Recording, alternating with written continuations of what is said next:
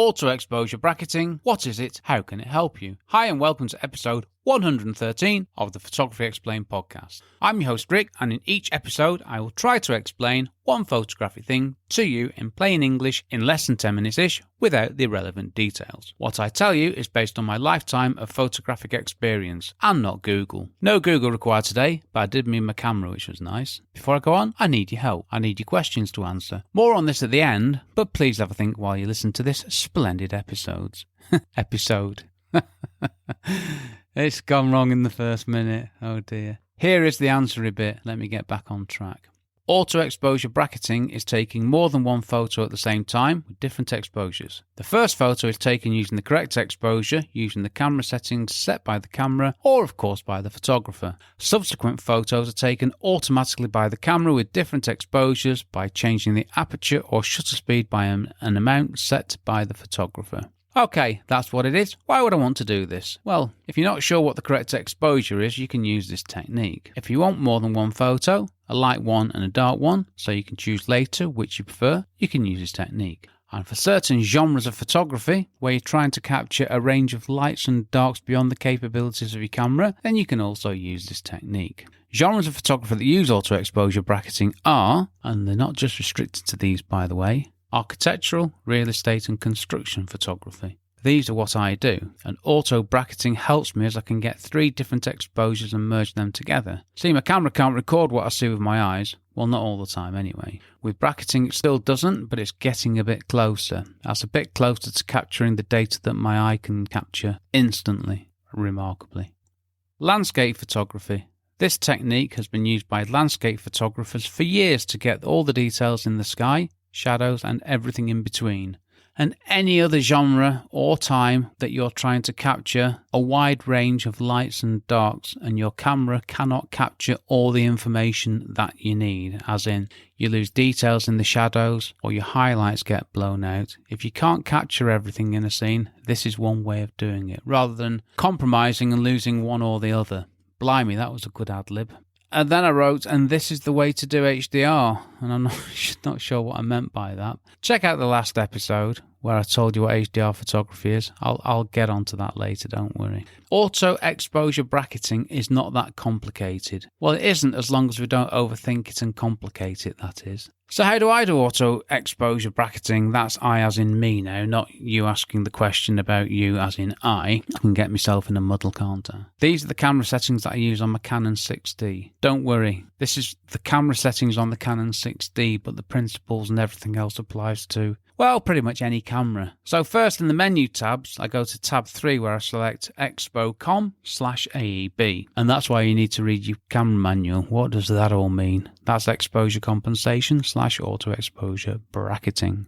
I love an acronym. Then using the scrolly thing on the top of the camera, I can set the increments from plus or minus 1/3 of a stop to plus or minus 3 stops. Once I've got the number that I want, I press set and that's it, done. And that's it then, you don't need to do it again. And when you don't want to use auto exposure bracketing, you have to tell the camera, you have to disable it. You set it once and if that's all you want to do, it's done until you don't want it. So I use plus or minus 2 stops. This works for me. For everything really. It's a good general number. You can use what you want, but plus or minus 2 is a good all-rounder. And I use AV mode for most of my photography. So in AV mode, the camera keeps the aperture the same and it changes the shutter speed. And I'm talking now about for the under and overexposed photos. So the underexposed and overexposed photos have the same aperture, but the sputter. Shutter.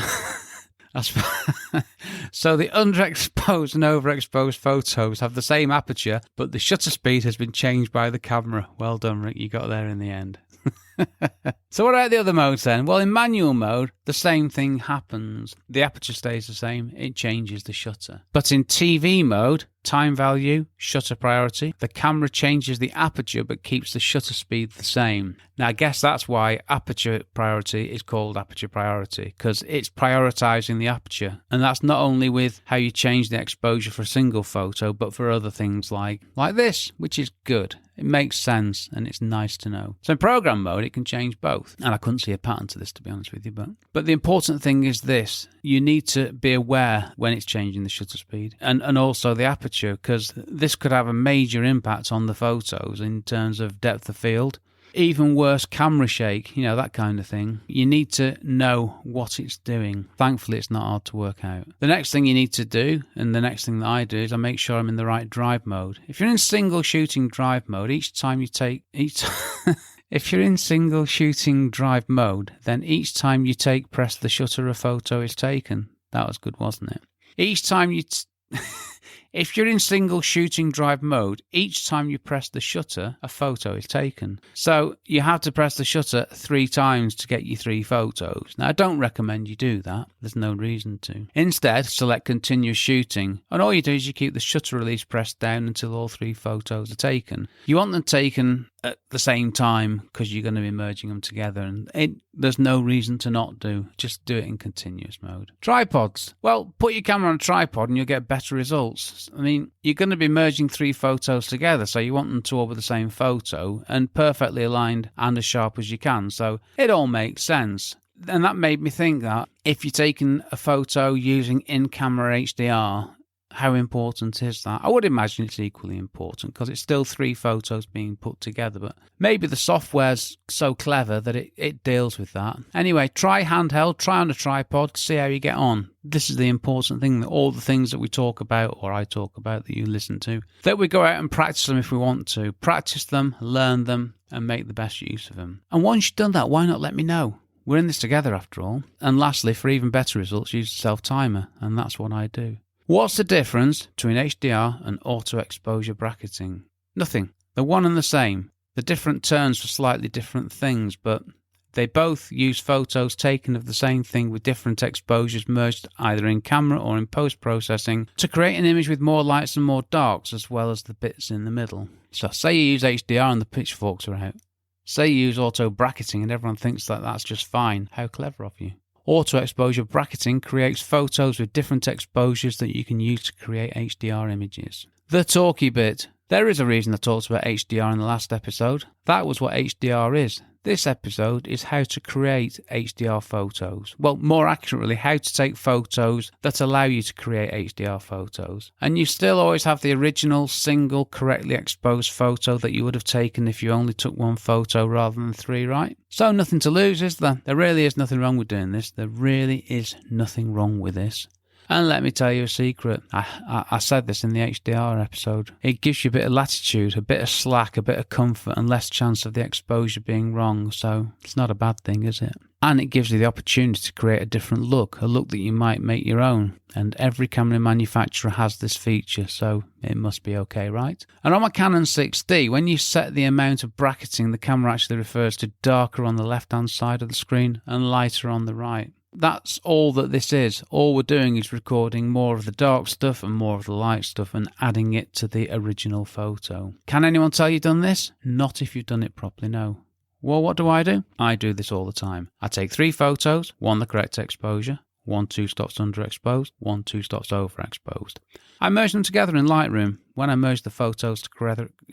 That's going so well. When I merge the photos together in Lightroom, I get a new file, which is the new RAW file. The original 3 photos remain there, and I do all the work on the new HDR file. And my photos look great, even if I do say so myself. They do not look fake, artificial, or grungy. So why not give this a go and see how you get on? And if you do, why not let me know? I'd love to hear from you. Big takeaway. Auto-exposure bracketing helps you to capture more lights and darks in a photo than you can capture in a single image. Related episodes. Well, episode 112 led to me writing this episode. That was Photography Explained podcast, episode 112. Excuse me for repeating myself. Is HDR photography bad? Is it okay to use it? Or is it cheating? And also check out the episode page on the podcast website to find out what I've spoken about so far. Next episode. Photography Explained podcast episode 114. What is a histogram and how can it help us when we shoot? Yep, I'm going to explain histograms in less than 10 minutes. Good luck, Rick. Get your question answered. Well, as I say, this is what my podcast is all about, answering your photography questions. So please get in touch with your question, and not only will I answer your question, but I will give you a shout out on that episode, which is nice. Just head over to photographyexplainedpodcast.com/start. Okay, I'm done. Thank you for listening to my small but perfectly formed podcast, it says here. To find out more about my podcast and do stuff to help me, check out the podcast website, which is photographyexplainedpodcast.com. This episode was brought to you by water. Plain, old, boring water. Oh, for a beer. Sorry, daydreaming there. I've been Rick McAvoy. Thanks again very much for listening to me and for giving me 10-ish minutes of your valuable time, and I will see you on the next episode. Cheers from me, Rick.